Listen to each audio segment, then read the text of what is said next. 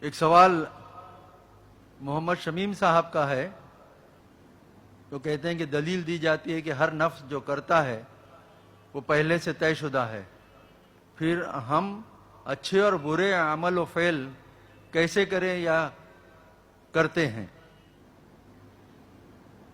یہ بڑا پیچیدہ مسئلہ ہے قدر کا۔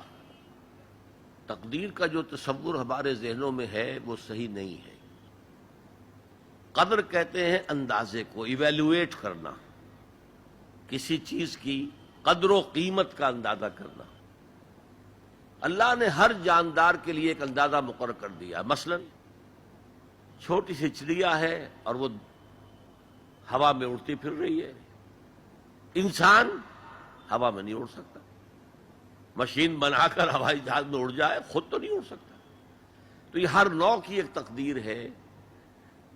اسی طریقے سے ہر انسان کی بھی کچھ لمیٹیشنز ہیں۔ ہر انسان کو دو چیزیں ملتی ہیں جس میں اس کا کوئی دخل نہیں۔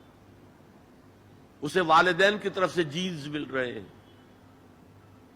اس کے اثرات اس کی شخصیت پر ہوں گے۔ پھر جس ماحول میں اسے پیدا کیا گیا ہے اس ماحول کے اثرات ہوں گے۔ ان دونوں سے مل کر شاکلہ بنتا ہے۔ قرآن مجید نے شاکلہ کہا ہے۔ شاکلہ کہتے ہیں پیٹرن کو۔ آپ نے لوہے سے کوئی چیز ڈھالنی ہے تو پہلے لکڑی کا پاٹرن بناتے ہیں، ہمارے مصری لوگ پاٹرن کہتے ہیں اس کو۔ اسے آپ پیٹرن سمجھیے، تاکہ اس میں آپ نے لوہا پگھلا کر ڈالا تو اسی کے مطابق ڈھل گیا۔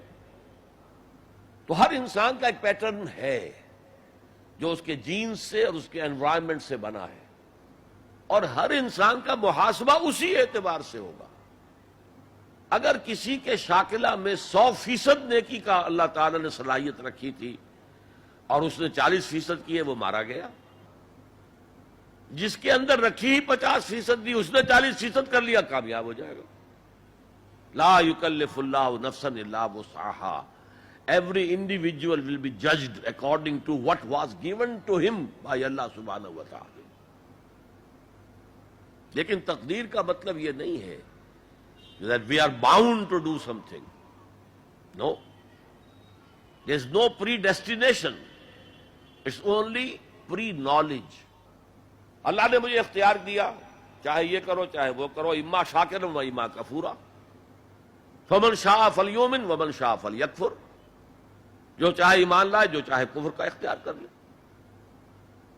لیکن اللہ کو معلوم ہے کہ تم کیا کرو گے۔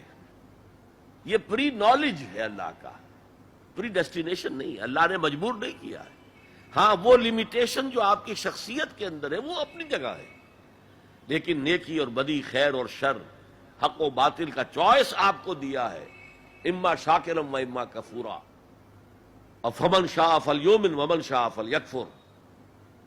This free will is with you and you will be adjudged on the basis of this free will۔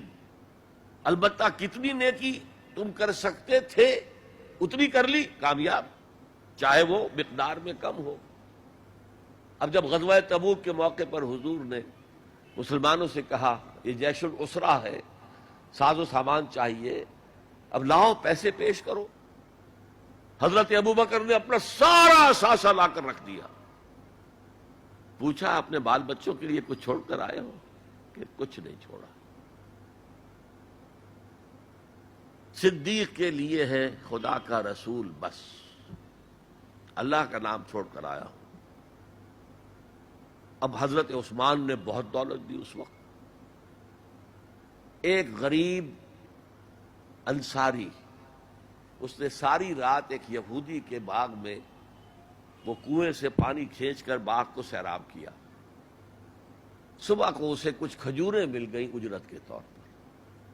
اس نے آدھی لا کر اپنے بال بچوں کو دے دی، گھر کا نفقہ، نان نفقہ شام تک کے لیے، آدھی حضور کے سامنے لا کر رکھ دی۔ جو منافقین موجود تھے انہوں نے تمسخر اڑایا، ہاں جی ہاں، بغیر ان کھجوروں کے تو یہ لشکر جا ہی نہیں سکتا، یہ تو بہت۔ حضور نے کیا کہا؟ ان کھجوروں کو اس پورے ڈھیر کے اوپر پھیلا دو، اللہ کی نگاہ میں یہ اس پورے ڈھیر سے زیادہ بھاری ہے۔